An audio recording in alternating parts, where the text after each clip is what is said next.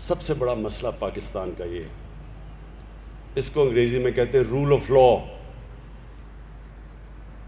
قانون کی حکمرانی۔ مدینہ کی ریاست کی جب ہم بات کرتے ہیں تو یاد رکھیں اس کی بنیاد دو پلرز، دو اصولوں کے اوپر رکھی گئی تھی۔ میں اس لیے چاہتا ہوں کہ آپ کو یہ پتہ ہونا چاہیے، آپ اس ملک کے شہری ہیں جو اسلام کے نام پہ بنا تھا، باقی کوئی ملک دنیا میں اسلام کے نام پہ نہیں بنا۔ ایران میں ایرانی تھے اور عرب تھے اور مصری تھے، لیکن پاکستان اسلام کے نام پہ بنا تھا، اور یہ اس لیے بنا تھا کہ علامہ اقبال کی بڑی خواب تھی، کیا ہم دنیا میں ایک مثال بنائیں گے کہ وہ اصل اسلام کیا تھا، جس کی وجہ سے وہ جو اصول طے کیے گئے تھے مدینہ کی ریاست میں، وہ دنیا کی انہوں نے امامت کی، تاریخ کا حصہ ہے۔ اس لیے یہ ملک بنا تھا۔ تو اس کی جو بنیاد رکھی گئی تھی، ایک قانون کی حکمرانی۔ ہمارے نبی صلی اللہ علیہ وسلم نے کہا تھا کہ جب ایک معاشرہ تباہ تب ہوتا ہے، اور تمہارے سے پہلے معاشرے تباہ ہوئے، کہ طاقتور چوری کرے تو اس کو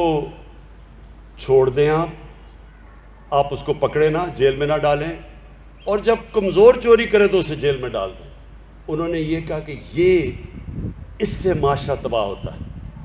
یعنی کہ جب آپ طاقتور کو قانون کے نیچے نہیں لا سکتے۔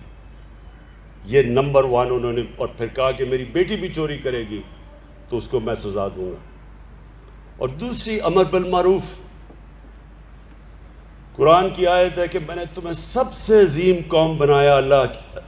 اللہ کی سب سے عظیم قوم دنیا کی امامت کرنے کے لیے، اور پھر کہا تم اچھائی کے ساتھ کھڑے ہوتے ہو، اچھائی کے لیے جہاد کرتے ہو، اور برائی یا بدی کو اس کے خلاف ہوتے ہو، اس کے خلاف جہاد کرتے ہو، یعنی اچھے برے کی آپ تمیز کرتے ہو۔ یہ 2 اصول تھے۔ تو جو قانون کی حکمرانی ہے وہ اس لیے مشکل ہمارے ملک میں، سب سے بڑی جہاد ہم لڑ رہے ہیں کیونکہ یہاں طاقتور قانون کے نیچے نہیں آنا چاہتا، تو وہ NRO مانگتا ہے، وہ بلیک میل کرتا ہے کہ اگر آپ نے میری چوریاں معاف نہ کی، مجھے نہ کیا، تو میں آپ کو گورنمنٹ گرا دوں گا۔ یہ ہے یہاں ملک کا المیہ بنا ہوا۔ جنرل مشرف جیسا ملٹری ڈکٹیٹر نے بھی گھٹنے ٹیک کے NRO دے دیے، لیکن آپ کے سامنے جو آدمی کھڑا ہے وہ NRO تو نہیں دینے لگا، لیکن وہ یہ آپ کو آج کہہ دے کہ وہ جب تک زندہ ہے ان کو NRO نہیں دے گا، جہاد لڑے گا ان کے اگینسٹ، کیونکہ اس میں میرے ملک کی بہتری ہے۔ میرے نبی کا فرمان ہے کہ جب تک آپ طاقتور کو قانون کے نیچے نہیں لے کے آتے، آپ کا معاشرہ تباہی سے نہیں بچ سکتا۔